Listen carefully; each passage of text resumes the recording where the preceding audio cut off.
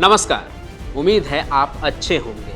Film और serial देखते ही होंगे, तो आइए आज आपको क्राइम कनेक्ट पर एक ऐसे अपराध की कहानी सुनाता हूँ जिसमें टेलीविज़न की दुनिया की एक ऐसी अदाकारा का नाम जुड़ा है जो कभी भारतीय लोगों की इमोशन थी। हर घर में वैसी बहू होने की तमन्ना होती थी, क्योंकि वो बहू गोपी बहू थी। तुझे अपना भतीजा नहीं बल्कि दोस्त बनाकर रखते। तो सीरियल में दिखने वाली गोपी बहू जो लोगों के नज़र में मासूम और संस्कारी है, उस किरदार को निभाने वाली देवोलीना भट्टाचार्य की असल जिंदगी उतनी ही उलझी हुई है, इतनी कि उनका नाम एक हत्याकांड में शामिल हो गया। न सिर्फ नाम शामिल हुआ, कहते हैं वो हत्या ही देवोलीना के इशारे पर हुआ। कैसे, कब, कहां और आखिर सबकी प्यारी गोपी बहू यानी देवोलीना कैसे इसमें शामिल हुई, ये पूरी कहानी बहुत इंटरेस्टिंग होने वाली है। क्राइम की ये सच्ची कहानी मैं शुरू करता हूं, बस आप अंत तक बने रहिए।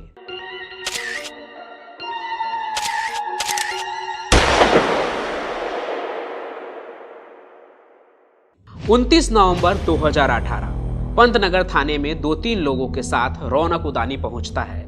उसे देखते ही पुलिस स्टेशन इंचार्ज रोहिणी काले पहचान जाता है कि रौनक शहर के बड़े हीरा कारोबारी राजेश्वर उदानी का बेटा है। इसलिए वो रौनक उदानी और उसके साथ आए लोगों को कुर्सियों पर बैठने का इशारा करते हैं और पूछते हैं कि आखिर पुलिस स्टेशन तक आने की वजह क्या है। इस सवाल के बाद रौनक उदानी ने जो बताया उसे सुनकर पुलिस वाले चौंक गए, क्योंकि हीरा व्यापारी राजेश्वर उदानी गायब हो गए थे। हुआ ये कि राजेश्वर उदानी 28 नवंबर की रात करीब 9:30 बजे अपने अंधेरी के ऑफिस से घर के लिए निकले थे। रास्ते में उन्हें किसी का फोन आया। इसके बाद उन्होंने अपने ड्राइवर से विक्रोली हाईवे के पंतनगर मार्केट के पास कार रोकने को कहा। वो कार से उतर गए और करीब 50 गज दूरी पर खड़ी एक दूसरी कार में बैठकर कहीं चले गए। जाते समय उन्होंने ड्राइवर से कहा कि वो कार ले जाए और घर पर खड़ी कर दे। वह कुछ देर बाद वापस घर आ जाएंगे, लेकिन 24 घंटे का समय निकल जाने के बाद भी ना तो वो घर आए और ना ही उनका कोई फोन कॉल आया। घर से जिसने भी उन्हें कॉल किया उन्हें स्विच ऑफ का वॉइस नोट सुनने को मिला। रौनक की शिकायत पर पुलिस स्टेशन इंचार्ज ने उसके पिता की गुमशुदगी की रिपोर्ट दर्ज कर ली और आगे की जांच की आश्वासन दे दी। लेकिन असल में पुलिस के लिए ये किसी परेशानी से कम नहीं थी, क्योंकि गायब होने वाला आदमी बड़ा था तो प्रेशर भी बढ़ने वाला था। थाना प्रभारी ने मामले की जानकारी अपने वरिष्ठ अधिकारियों को भी दे दी। फिर जांच अधिकारी ने गुमशुदा राजेश्वर उदानी की तस्वीर शहर के सभी पुलिस स्टेशन में सर्कुलेट कर दिया। साथ ही साथ सीसीटीवी कैमरे के फुटेज और कॉल डिटेल्स को भी खंगालना शुरू कर दिया। पुलिस के इस छानबीन से जानकारी मिली कि वो जिस कार में थे वो एलोरी टोल नाके से होते हुए नवी मुंबई की तरफ गई थी और उनका फोन जिला रायगढ़ के पनवेल में जाकर बंद हो गया। लेकिन इस जांच में पुलिस के 6 दिन निकल गए और इस बात से उदानी परिवार की चिंता बढ़ती ही जा रही थी। इसलिए 4 दिसंबर 2018 को रौनक उदानी वापस पुलिस थाने आया और कहा कि उसके पिता गुमशुदा नहीं, बल्कि उसे लगता है कि किसी ने उन्हें किडनैप कर लिया है। पुलिस को भी यही लग रहा था कि इतने बड़े आदमी का गायब होना कोई संयोग नहीं हो सकता है। इसलिए उन्होंने अब राजेश्वर उदानी के अपहरण की रिपोर्ट दर्ज कर ली। इधर रिपोर्ट दर्ज हुई और उसके अगले ही दिन पनवेल पुलिस को नेरे गांव के जंगल में एक शव पड़ी होने की जानकारी मिली। उदानी परिवार को लाश की फोटो दिखाई गई।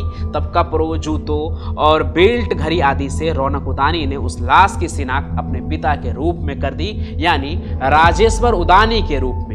बड़े हीरा व्यापारी की किडनैपिंग का मामला अब मर्डर में बदल गया था, इसलिए पुलिस के साथ साथ अब क्राइम ब्रांच को भी तफ्तीश में लगा दिया गया।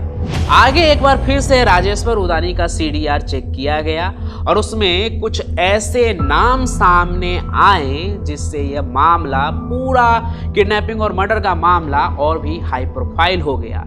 इतना कि मीडिया वाले भी अपना कैमरा लेकर इस केस के पीछे ही भागने लगे, क्योंकि इस पूरे हत्याकांड में तो ऐसे नाम निकलकर सामने आए जिसने सबको चौंका दिया।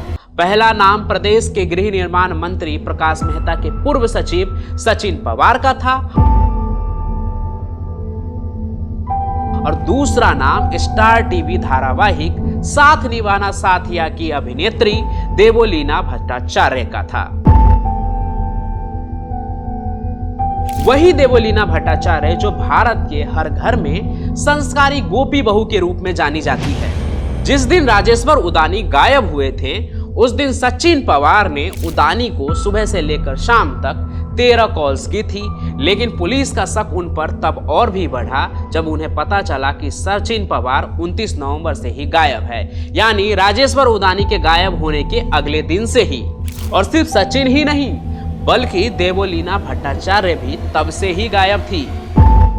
पुलिस ने जांच आगे बढ़ाई तो पता चला कि अमीर हीरा व्यापारी बड़ा ही अय्याश किस्म का आदमी था, क्योंकि उसके मोबाइल में ज्यादातर लड़कियों के नंबर बार डांसर और टीवी एक्ट्रेस के थे, लेकिन उनकी बातचीत देवोलीना भट्टाचार्य उर्फ गोपी बहू से बहुत ज्यादा होती थी। लेकिन यह बातचीत कैसी थी जो ये पूरी बात राजेश्वर उदानी के कत्ल तक पहुंच गई? आखिर सचिन पवार और देवोलीना भट्टाचार्य कहां गायब हो गए? सचिन पवार के साथ संस्कारी बहू गोपी यानी देवोलीना का क्या रिश्ता है? ये सब कुछ मैं आपको बताऊंगा इस कहानी के अगले भाग में। और जब अगले भाग में आपको मैं गोपी बहू के असल जिंदगी की सच्चाई बताऊंगा तो हो सकता है कि आपको यकीन ना हो, इसलिए तुरंत हमारे चैनल क्राइम कनेक्ट को सब्सक्राइब कर लीजिए और इंतजार कीजिए इस कहानी के अगले भाग का। और तब तक कमेंट करके जरूर बताइए कि आपको क्या लगता है गोपी बहू यानी देवोलीना के बारे में। हम फिर मिलेंगे, तब तक आप अपना ख्याल रखिए। धन्यवाद।